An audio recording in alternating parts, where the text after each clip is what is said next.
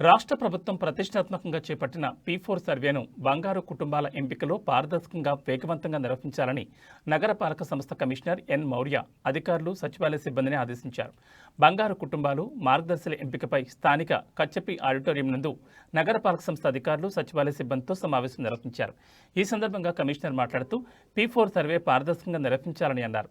ఎంపిక చేసిన వారిని తొలగించిన వారి వివరాలను రికార్డ్ చేయాలని అన్నారు.